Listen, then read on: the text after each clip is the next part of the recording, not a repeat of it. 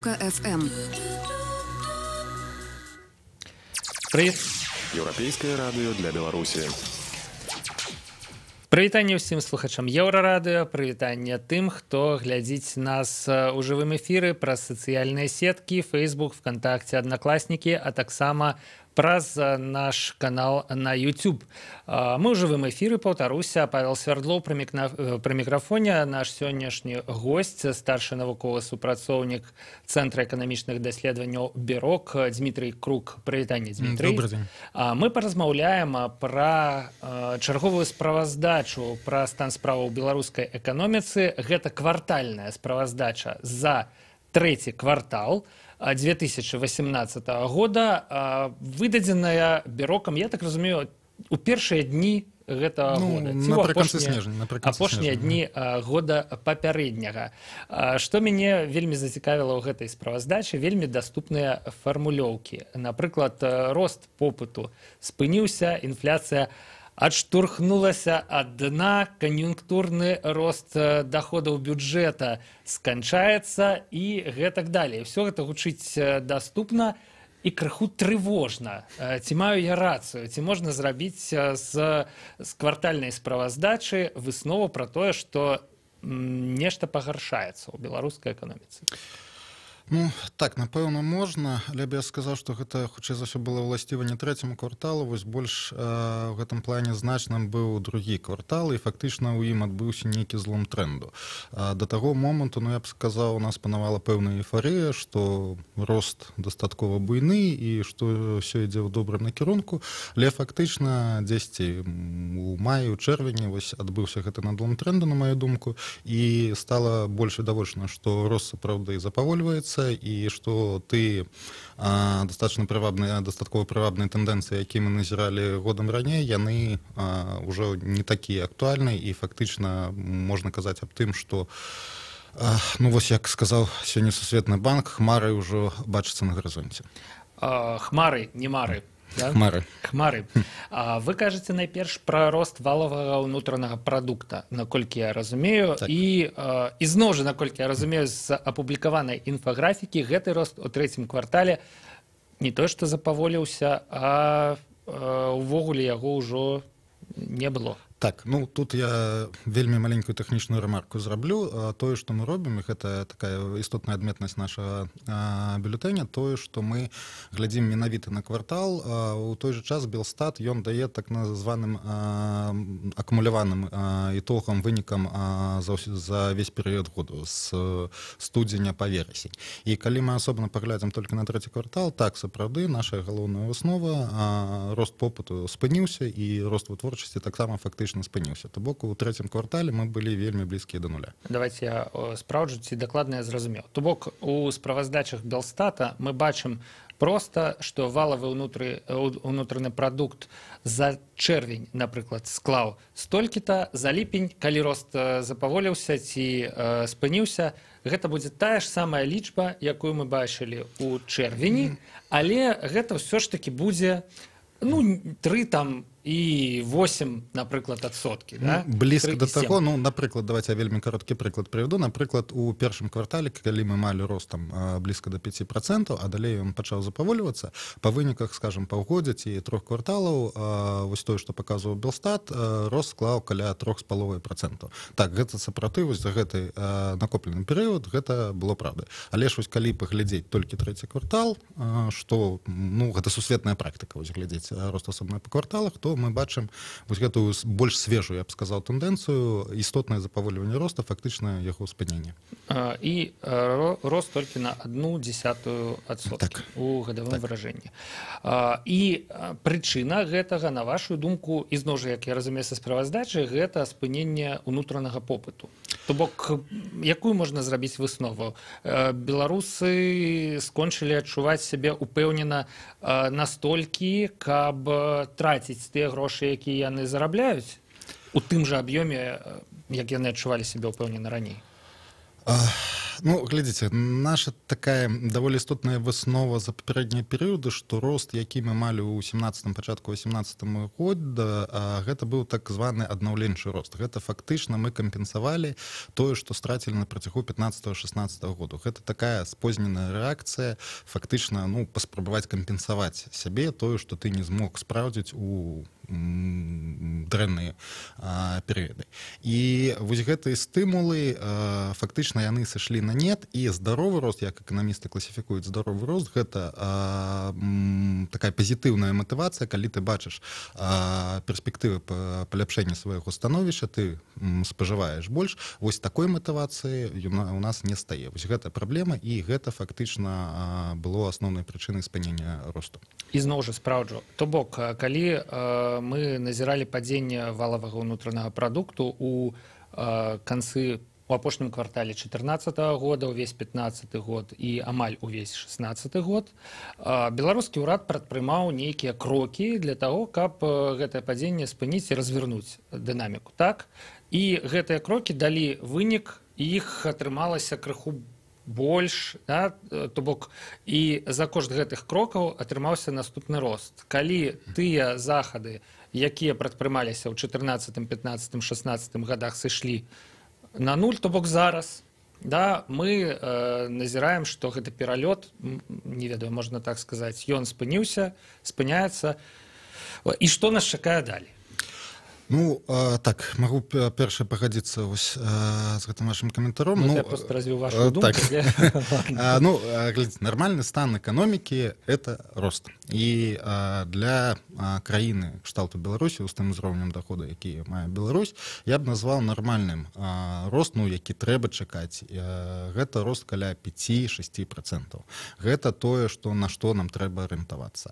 Фактычна нават рост у 17-м, пачатку 18-го года, ну, я бы класіфікаваў як недастатковы з пункту гледжання нават сярэднетэрміновых, не кажучы уже аб доўгатэрміновых перспектывах. Што нас чакае далей? Ну, вось тое, пра што мы пішам, фактычна мы выкарыстоўваем статыстычныя даныя трэцяга квартала, але ўжо глядзім на тэндэнцыі чацвёртага, самыя свежыя тэндэнцыі. Фактычна можна казаць аб тым, што на пачатку бягучага 2019 года вось гэта запавольванне росту, яно стане значна больш відавочным, і з гэтым фактычна пагаджаецца ўрад, бо ў афіцыйных дакументах урада на першы квартал яны плануюць рост 0,6%, што, ну, фактычна не разыходзіцца з гадавым прагнозам у 4%. І наша галоўная насцярога, выснова вось гэтага прагнозу, што ў 2019 годзе рост даволі істотна запаволіцца, і, ну, калі такую уже нарматыўную нейкую выснову даваць, я б сказаў, што фактычна стан стагнацыі ён стане больш відавочным зноў. Ну, тут у мяне адразу два пытанні. Вось 5%, якія вы назвалі. Як гэта на фоне астатняга свету, на фоне сярэднесусветнага валавага ўнутранага прадукта? Бо я так разумею, што, ну, перад урадам, прынамсі, пастаўленая мэта даганяць і абганяць. Да? З 5% ВУП мы гэта даганяем ці адстаем усё роўна ад астатняга сусвету ў сярэднім? Ну, калі глядзець на весь астатні свет, то мы знаходзімся роўна пасярэдзіне. Ну, тут вельмі важнае пытанне, з кім параўноўваць. Калі параўноўваць, там, напрыклад, не ведаю, там, з партнёрамі па Еўразійскаму звязу, там, скажем, з Арменіяй і Кыргызстанам, ну, мы ў лідарах. Але, на мой погляд, значна больш будзе пасаваць для Беларусі параўнанне, скажем, з суседнімі краінамі, якія заходнія, з Польшай, з Чэхіяй, з Літвой, Латвіяй, вось з такога кшталту краінамі. І тут мы павінны даганяць. І вось якраз такі вось гэтая лічба, якую я назваў, 5-6%, я яе ўзяў менавіта сыходзячы з параўнанняў, які павінен быць рост, калі мы хаця б на гарызонце 20 год плануем выйсці на той узровень дабрабыту, які вось у гэтай перспектыве будзе ў краінах, якія я назваў. Ну так, не магу не пагадзіцца з вами. Ўсё ж таки прыемна выглядаць лідарам на фоне Чэхіі, Польшчы, Літвы і іншых еўрапейскіх краінаў, чым на фоне, пры ўсёй павазе, да, Арменіі, Кыргызстана і гэтак далей. Другое пытанне, я пакуль задаваў першае, я сказаў, што іх было два, але вылецела яно ў мяне з галавы, трэба ўжо занатоўваць, відаць, такой узрост да мяне прыйшоў ужо.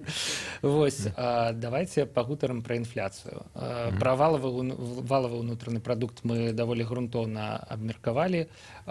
Інфляцыя. Што значыць, што яна адштурхнулася адна? Мы ведаем з ўрадавых справаздач, што інфляцыя была даволі нізкая увесь гэты год, і ведаем, што планы, здаецца, не змяняюцца, што ёсць план не проста ўтрымаць інфляцыю ў адназначным значэнні, але стрымаць яе на ўзроўні 5-6%. Што значыць такім чынам у вашай справаздачы фраза пра тое, што інфляцыя адштурхнулася аднекуль? Вось гэта адштурхненне адна, яму б я такой вялікай увагі не надаваў. Гэта, я б сказаў, хутчэй такі тэхнічны тренд, менавіта які хутчэй за ўсё прыліцца адзін квартал, і гэта чыннікамі гэта была перадумовы, якія былі назапашаныя ў папярэднія перыяды. У сярэднетэрміновай перспектыве, калі палітыка, якую уже трэці год рэалізуе Нацыянальны банк, калі яна будзе працягнута, то мы можам казаць о том, што зона цанавой стабільнасці, вось гэтыя 5-6% інфляцыі, яны хутчэй за ўсё захаваецца. Але ж значна большую увагу я б надаў вось там другі загаловак. Есть, што манетарныя умовы яны пагаршаюцца.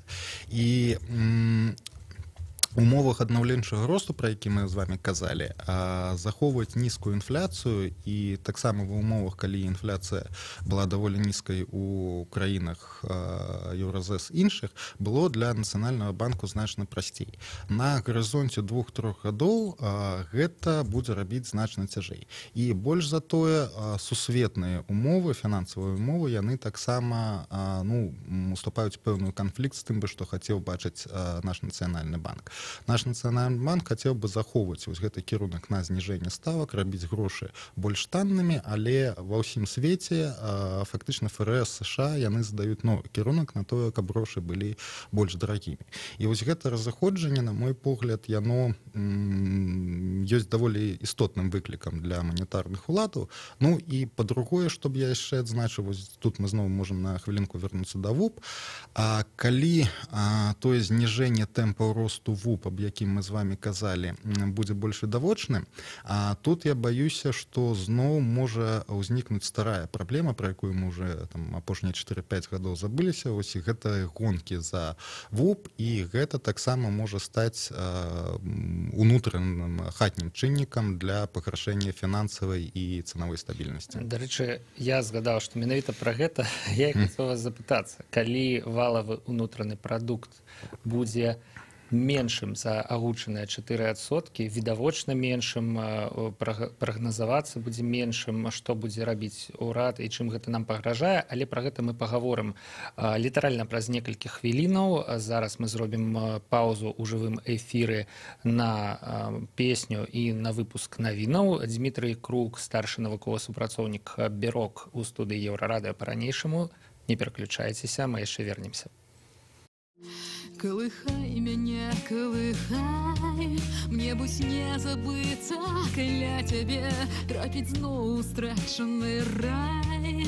Там ён сёлета існуе, вдалеч адпусціць смутак і адчай, зноў чуць пад поступам глебу. Выбачай мяне, выбачай, толькі гэтай трэба мяне за песні прабач. За твой дикий смех за моей спиной. Ведаешь, мне в одиноте трымацца легчэй, але я, мабыць, муд вытрываць. Ты ведаць, што ты пакутуеш разам са мной. Дай мне спыніцца, можна мне проста цябе кахаць, цябе. Я згубілася ўначы, дзе святла няма, выйсці не знайсці. Адкажы, малю, не маўчы, колькі ж нам да яго паўсці. Лепш бяжы адсюль, хопіць, не ратуй, не шкадуй, мне жалю не трэба, толькі ты мне любы даруй.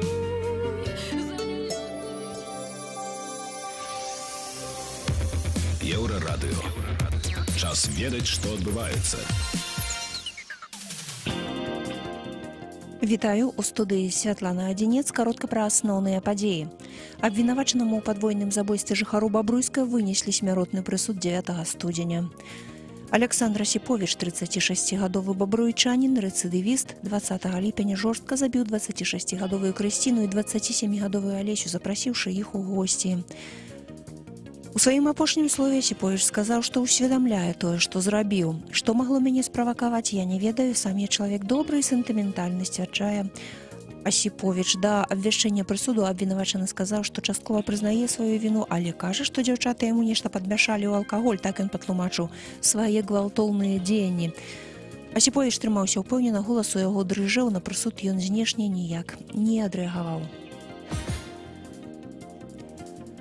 У Стамбуле уручаны Томас для Украіны. Ён падпісаны ўсімі чальцамі сіноду сусветнага патрыархату. Пра гэта інфармуе сёння тэлеканал ТСН. І цяпер дакумент будзе зноў прывезены ва Ўкраіну. Праваслаўная царква ва Ўкраіне была створаная 15 снежня 2018 года на аб'яднаўчым саборы. Уся Еўропа церпіць небяспечнае надвор'е, цяжкія ўмовы ў многіх рэгіёнах, гэтак у Аўстрыі, Нямецчыне, ў Альпах небяспека лавін другой ступені. На паўночным захадзе Нідерландаў затапленне, вялікія хвары і буры, моцныя снегапады і вецер бушуюць у Скандынавіі, так што немагчыма аднавіць пашкоджаныя электралініі. У Нарвегіі у акрузе Трамсё не ўдаецца падняць целы 4 лыжнікаў, якія загінулі у лавіне. Зіма атакавала Грэцыю, там непрывычныя маразы.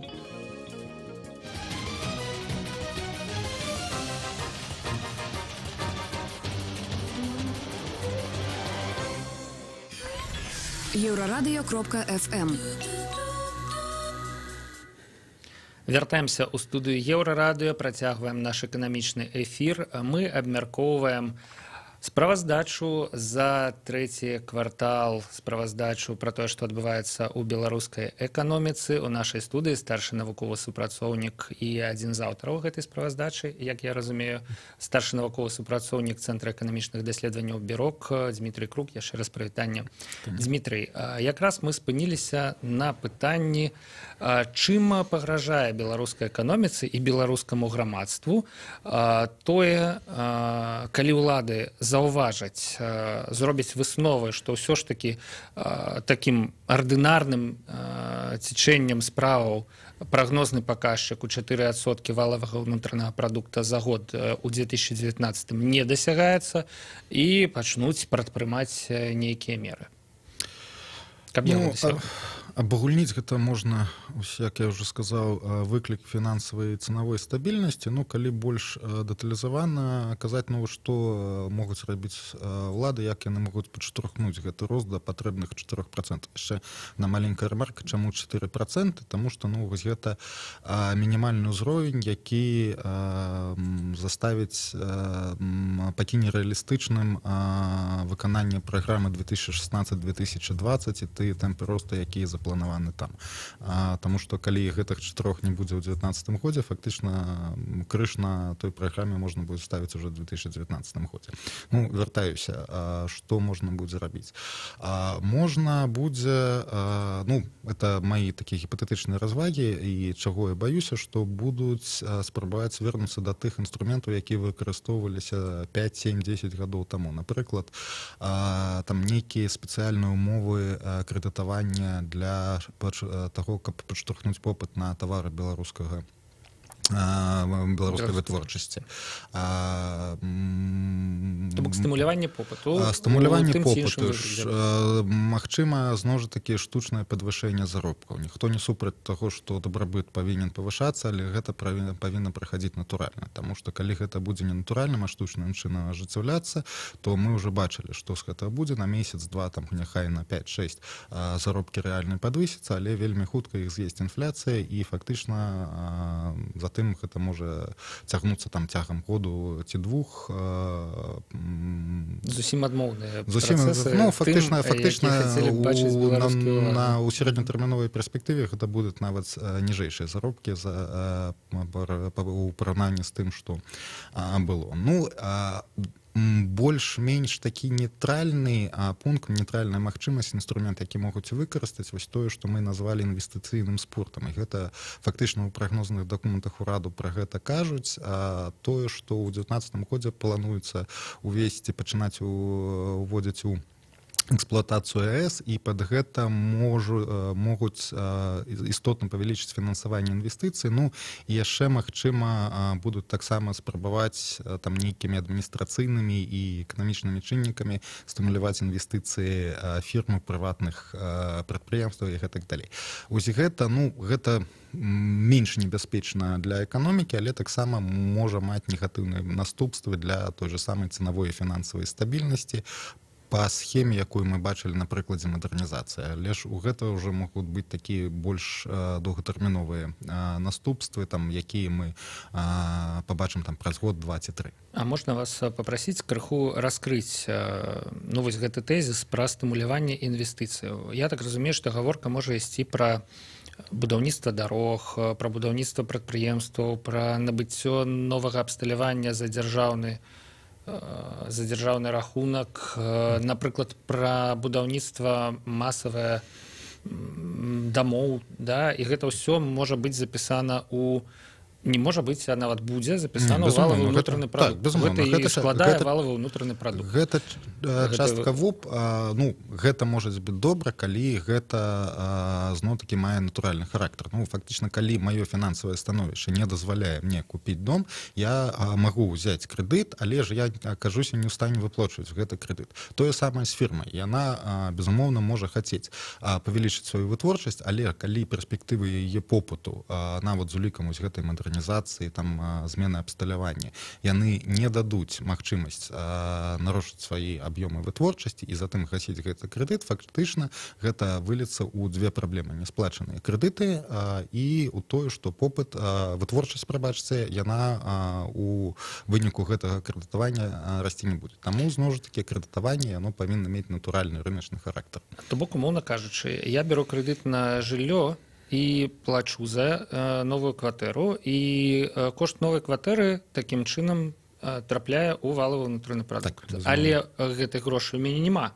І фармальна ў валавы ўнутраны прадукт трапляюць грошы, якіх, ну, вось у мяне, у чалавека няма. Бо гэта пусты нейкі, ну, вось пусты кошт, пустыя грошы. Я трохі іншую аналогію. Гэта не тое, што пустыя грошы, а гэта кватэра, там дом пабудаваны, кватэра, яна будзе пабудавана. Яна таму відавочна павінна быць уключана в ВУП. Але тое, што вы гэта зрабілі не натуральным чынам, гэта адлюструецца на магчымасцях ВУП у будучым годзе. І фактычна, калі вось тую кватэру, заходзячы там з натуральнага стану рэчаў, вы б маглі пастроіць там праз 2-3 гады, вы не пастроіце з таго, што пагоршыцца фінансавая сітуацыя ва ўсёй эканоміцы, яшчэ 5-6 сямей. Вось гэтым праблема. Што празмернае павелічэнне ВУП у бягучым годзе, яно адлюструецца на яго змяншэнне ў наступныя гады. А што наконт нашай заўсёднай фобіі, у прынцыпе, пра якую даўным-даўно не разважалі, даўным-даўно не было чуваць пра тое, што можа ўключыцца друкарскі станок і эканоміку, напрыклад, для тых жа заробкаў могуць штучна пачаць насычаць беларускімі рублямі. Як вы думаеце, ці магчыма гэта ўвогуле? Зусім выключаць я гэтай магчымасці не буду, але ж скажу, што вось такая наўпроставае друкаванне грошай, вось значнае змякчэнне манетарнай палітыкі, гэта, напрыклад, нам было ў 2010 годзе, не, хутчэй за ўсё гэты сцэнарый, я думаю, выключаны. Ўсё ж такі 11-14 годы, я маю на ўвазе валютныя крызісы, яны навучылі і далі зразумець, што не трэба так рабіць. А яшчэ, я так разумею, адну выснову, якую можна зрабіць з вашага дакумента, з вашай справаздачы, гэта тое, што стабільнасць курса беларускага рубля і нават яго рэальнае ўмацаванне негатыўна ўплывае на знешнюю гандлёвую кан'юнктуру для беларускіх прадпрыемстваў. Ці можна у вас папрасіць тлумачэнняў, як гэта адбываецца, які тут механізм? Так, ну, каб не знікала такого когнітивного дисонансу, я патлумачу, што мы малі на увазе рэальнае павышэнне рэальнага кошту рубля, гэта то бок скарэктаванага на суадносіны цэнаў у Беларусі і у гандлёвых партнёраў. Все крыху больш складана, чым мы бачым проста падыходзячы да банка. І гэта не толькі ў адносінах да даляра, а ў сярэднім да кошыку валют, вось гэта так званы рэальны эфектыўны абменны курс. І вось гэтая новая, сапраўды для Беларусі была тэндэнцыя, якая пачалася ў 2018 годзе, забегаючы наперад у чацвёртым квартале яна у іншы кірунак пайшла, але ж у першым-трэцім квартале так сапраўды рэальны кошт беларускага рубля узвышаўся. І гэта, ну, фактычна пры тых же самых умовах ваша цэнавая канкурэнтаспасобнасць, канкурэнтаздольнасць на знешніх рынках яна зніжаецца. І прадпрыемствы, напрыклад, там у пытаннях нацыянальнага банку і гэта у фінансавай справаздачы іх можна таксама знайсці, яны казалі аб тым, што безумоўна гэта пагаршае іх становішча і зніжае экспартную выручку, якія яны атрымоўваюць. То бок гаворка ж ідзе пра тое, што маючы нейкую суму ў беларускіх рублях, беларусы за першую частку 2018 года маглі ўсё больш і больш на гэтыя грошы набыць, напрыклад, у Расіі. А адпаведна расіяне, маючы нейкую суму ў расійскіх рублях, маглі ўсё менш і менш набыць на гэтую суму беларускіх тавараў, што рабіла для іх расійскія тавары больш прывабнымі. Гэта, безумоўна, негатыўна для нашай знешняй для знешняга гандлю, таму што даводзіцца канкураваць з расійскімі таварамі, які дэ-факта таннеюць, хаця на цэнніках, я так разумею, пры гэтым застаюцца абсалютна тыя ж самыя лічбы. Так. Ну, вось гэта менавіта гэты эфект рэальны, як мы яго называем. Ну, яшчэ тут маленькі каментар. Тое, што вось гэтае ўзмацненне, яно ў пэўнай ступені было вымушаным. Чаму? Таму што для хатняга рынку, для фінансавага рынку, я маю на увазе, для дэпазітаў вельмі важны курс да даляра. І калі Нацыянальны банк, ён, вось, як яны кажуць, згладжваюць ваганні на валютным рынку, яны, ну, у маім разуменні, тое, што я бачу па іх дзеях, хутчэй за ўсё арыентуюцца на курс да даляра.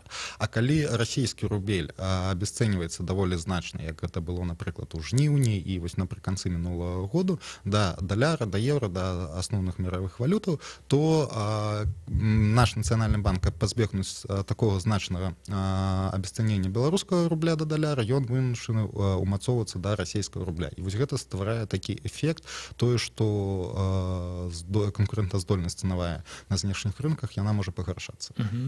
Ну, у прынцыпе, для звычайных людзей, ці, як сказаць, для фізічных асобаў гэта, я думаю, не вельмі што значыць, але для агульнага стана і для разумення справаў у эканоміцы, ну, трэба... Можа значыць і для звычайных людзей, таму што, ну, напрыклад, калі мазаў будзе прададзена менш на расійскім рынку, то это будзе вельмі хутка адлюстроўвацца на заробках тых, хто працуе на маці. Калі іх не будуць... Калі іх не будуць штучна стымуляваць, так. Калі будзе гэтая залежнасць. Але ж, ну, магчымасці гэта штучнага стымулявання, яны таксама абмежаваныя. І яшчэ тут можна сказаць, што вось вяртаючыся гэта штучнае стымуляванне заробкаў, яно вельмі шмат залежыць якраз такі ад гэтых умоваў гандлю, суадносінаў цэнаў у Беларусі і на знешніх рынках. І ў 17-18 годзе гэтыя суадносіны яны былі даволі спрыяльныя. Таму гэта штучнае стымуляванне заробкаў, яно, ну, безумоўна, яно негатыўна ўплывала на эканоміку, але не крытычна. Але ж у будучым вось тыя тренды, якія мы наблюдаем у цэнах на сусветным рынку сёння, яны значна скарацяць гэтыя магчымасці для штучнага стымулявання заробкаў. Таму гэта, калі яно будзе, гэтае стымуляванне заробкаў, яно будзе значна больш негатыўна адлюстроўвацца на нацыянальнай эканоміцы і зноў жа такі на фінансавай стабільнасці, на цэнавой стабільнасці. Ну і, відаць, апошняе маё пытанне датычыцца апошняй старонкі справаздачы, якая мае назву тэхнічны прагноз. І это, в прынцыпе, самае цікавае. Прагноз, да? Зазіраем у будучыню, што там будзе. Тут ёсць 4 графікі. Рэальны заробак, інфляцыя, занятасць і, я так разумею, валавы ўнутраны прадукт зноў жа. Ці можна вас папрасіць, ну, караценька распавесці, чаго вы чакаеце, ну, на дадзеным выпадку? Зразумела, што, відаць, гэта можа быць скарэктавана. Безумоўна, гэта тое, што мы прадстаўляем самы верагодны, на нашу думку, сцэнар. Як мы бачым гэта сёння, лишь, безумоўна, існуюць рызыкі таго, што ён пагоршыцца, і наадварот, што ён палепшыцца. Ну, вось самым верагодным я б на сёння назваў тое, што па выніках году рост ВУП складзе 10 каля 1,5%. Гэта, ну, з пункту гледжання такой кароткатэрміновай, гэта, ну, не так дрэнна, можна сказаць. Мне шмат кажуць, ну, а што, большая частка свету яны растуць там з тэмпам 1,5, там 2%, гэта не настолькі дрэнна, але зноў жа такі трэба маць на ўвазе, што ўзровень дабрабыту у большай частцы свету ён ўсё ж такі вышэйшы, і таму гэта, на маю думку, гэта не задавальняючы тэмп росту ВУП, але ж пры гэтым гэта тое, што дазволіць інфляцыі застацца, ну, такой адноснай зоне комфорту, і фактычна такіх істотных рызыкаў для цэновай стабільнасці ў гэтым выпадку не будзе ўзнікаць. А што яшчэ трэба адзначыць, ну, тое, што ўжо на этой старонке не знойдзеце, якія рызыкі ёсць, ось мы гэта ў уступных каментарах пра гэта і пісалі, тое, што і сёння у сусветным маштабе все больш кажуць аб тым, што ўзнікаюць все больш рызыкаў для глобальнай эканомікі. Ну, як сказаў вось апошняя справаздача ў сусветную банку, яны кажуць, што хмары з'яўляюцца на гарызонце, і гэта, безумоўна, будзе таксама ўплываць на Беларусь, і таму вось той, ну, як мы з вами казалі, насцярожаны сцэнар, ён існуюць, я б сказаў, большыя рызыкі, што ён будзе пагаршацца, чым тыя, што ён будзе паляпшацца. Дзякую вам, Дмітрый. Яшчэ дадам, што як вынікае з графікаў, у першым квартале вы чакаеце вельмі невялікае, але падзенне валовага ўнутранага прадукту. Там у межах нават 1,1 зноў жа, там ці 0,2%. Ну, гэта не настолькі істотна, трэба глядзець так па меншай меры на год, але так, ну, гэта тэхнічны прагноз, гэта вот фактычна так. У прынцыпе, да, это ў межах як бы статыстычнай пагрэшнасці, як хібы, як мне здаецца, але тым не менш гэта не вялікі рост. Дзякуем вам вялікі яшчэ раз, што завіталі да нас у студыю. Нагадаю, Дмітрый Крук, старшы навуковы супрацоўнік Цэнтра эканамічных даследаванняў «Бюрок», быў сёння ў жывым эфіры Еўрарадыё. Мы абмяркоўвалі эканамічную справаздачу цэнтра за трэці квартал 2018 года, апублікаваную ў апошнія дні года, які зусім нядаўна сышоў. Дзякуй, Дмітрый, да пабачэння. Павел Свердлоў працаваў пры мікрафоне. Пачуемся на Еўрарадыё.